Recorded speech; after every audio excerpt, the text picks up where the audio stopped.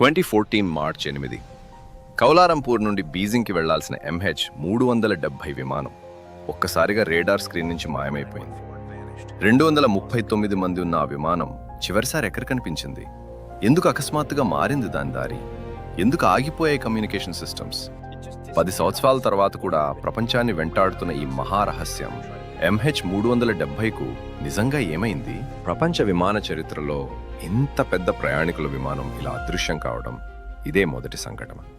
Malaysia airlines flight MH370, Boeing 777 అత్యంత సురక్షితమైన air క్రాఫ్ట్లలో ఒకటి. 2014 మార్చి 8 రాత్రి 12 గంటల 41 నిమిషాలకు కౌలాలంపూర్ నుంచి టేకాఫ్ అయి ప్రశాంతంగా ప్రయాణిస్తూనే ఉన్నది. కానీ 1 గంట 19 నిమిషాల సమయంలో కెప్టెన్ జహరీ అహ్మద్ షా చెప్పిన ఆఖరి మాటలు, గుడ్ నైట్ మలేషియన్ 370.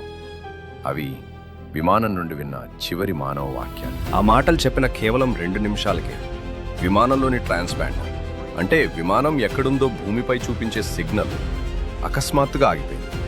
సివిల్ రాడార్లో విమానం కనిపించడం ఆగిపోయింది. కానీ మలేసియా వాయుసేన రాడార్ మాత్రం ఒక షాకింగ్ మార్పు చూపించింది.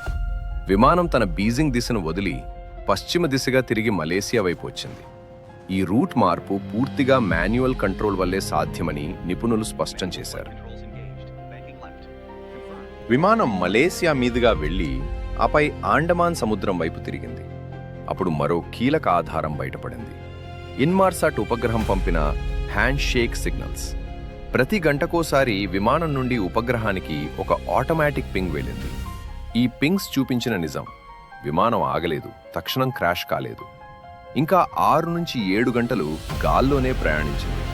చివరి సిగ్నల్ చూపించిన దారి దక్షిణ భారత మహాసముద్రం.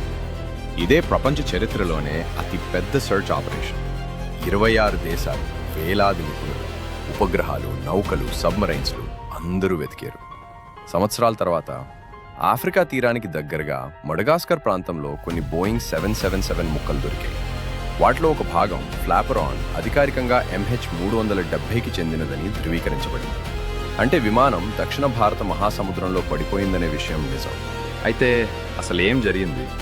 ట్రాన్స్పాండర్ ఆగిపోవడం, మాన్యువల్ కంట్రోల్ లేకుండా అసాధ్యం. విమానం తిరిగి మలేసియా మీదుగా వెళ్లడం, జాగ్రత్తగా తీసుకున్న నిర్ణయం ఇంధనం పూర్తయ్యే వరకు 6 నుంచి 7 గంటల ఫ్లైట్, ఉపగ్రహ డేటా ధృవీకరించింది.